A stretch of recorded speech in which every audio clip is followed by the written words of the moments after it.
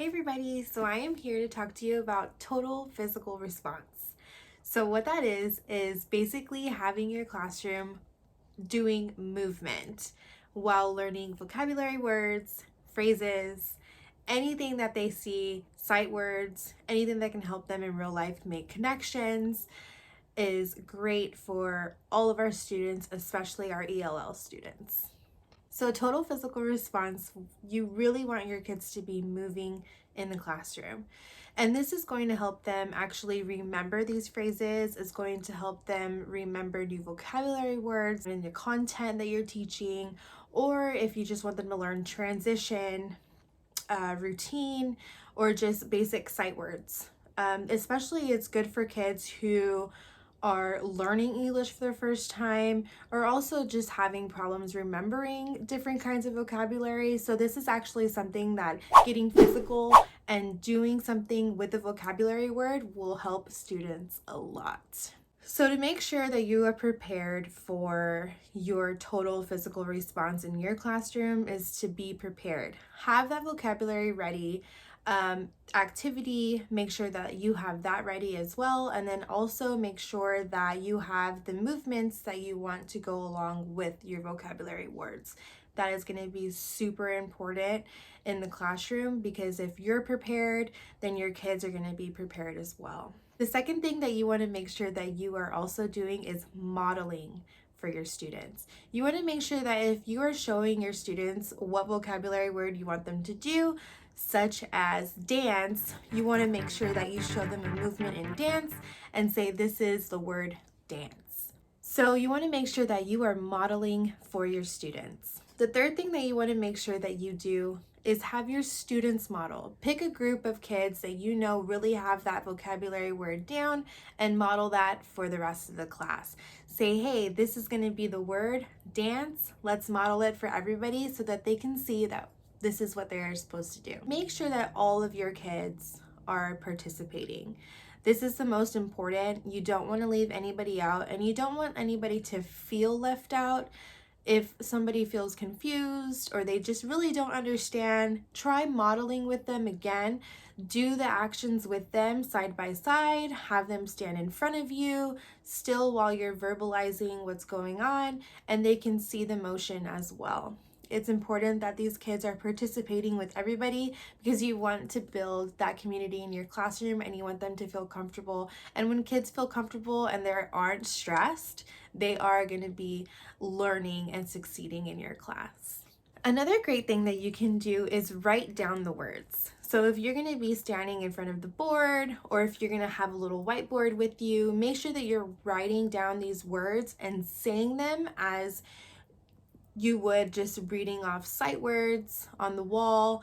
But when the kids see you writing the words and saying them at the same time, they remember the movement. They don't necessarily need to have the spelling down right away, but for them to see that word being written out and then pronounced, they're going to be able to remember that word and practice it later. Practice. Repetition is super important in the classroom. Just like with our kindergarten kids, we practice routine after routine after routine, and until they get it, they become pros and they master all of their routines, transitions, activities, etc. So we want to do this also in all of our grade level classes. In each content area, whatever we are doing, practice and repetition is the most important thing that you can do in your classroom because that is how kids are going to retain that information, remember, and then use it later. So some activities that I actually find that are pretty fun are group singing. So a lot of times we see group singing in kindergarten and first grade, but you can also do group singing with our older kids. It's not a bad thing. So it's actually really fun. You know, when you learn in kindergarten the days of the week or, the months of the year, numbers, ABCs, everything's kind of a song and you remember that. And so when you make something into a song with your vocabulary words that you're teaching, the kids are going to remember that and they're going to save it in their brain for later. Another activity that is fun is Simon Says. I think this is a super fun activity. they're listening, they're engaging, they're having fun with each other. Yes, you know, have to sit out if you get something wrong, but everybody gets right back up and you start all over again with Simon Says. You can break this up into groups. Kids could actually verbalize what Simon says, or you can do it as a whole class. This is also another fun activity where you can take the kids out into the playground, play Simon Says, or you can just stay inside of your classroom. Head, shoulders, knees, and toes. So that's something that you can do, especially with your little ones. That's always fun. Give them action and activity words to do. So it's not basically just Simon Says, stick your foot out. No, Simon Says, jump up and down. Simon Says, find this green pencil. Make sure you have things around the room, and it makes it a lot more fun. One of the activities that I saw was really cool for kids to do were the scavenger hunt with a twist. I thought that was pretty funny for it to say since it was total physical response. So you have a scavenger hunt with a twist. So what you want to do is break up your kids into groups so they can have an A group, a B group, a C group. Make sure everybody is participating, because if the group isn't participating together, well, then they're not going to win, right?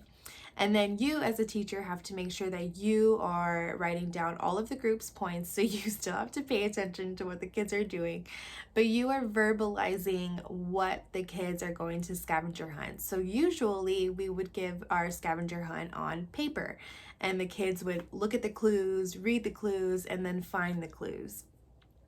Find the answers to those clues. So this time what you want to do is actually verbalize to the kids what you want them to find. You are the clue. So an example is run to the front of the room and grab something yellow. Now, before you start this scavenger hunt, you want to make sure that you have your stuff in place. So you want to have multiple yellow things in the front of the room for all of the groups to go and run and get. If you are outside, you want to make sure that you have basketballs ready, or a football, or, you know, some little trinkets if you're going to hide them by the slide or something. Like, you want to make sure that you have your things prepared. Otherwise, the kids are going to be like, what's yellow up there? There's nothing yellow, and there's absolutely nothing yellow in front of your classroom. So being prepared with this activity is crucial.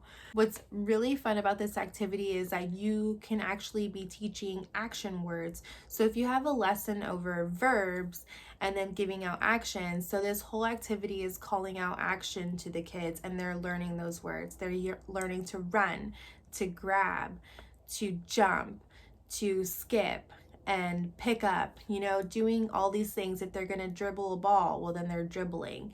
And these are the action words that you would actually be teaching. It's the vocabulary that you're teaching, or you can use it for a certain content, you know, if it's for language arts, or if it's for math, science.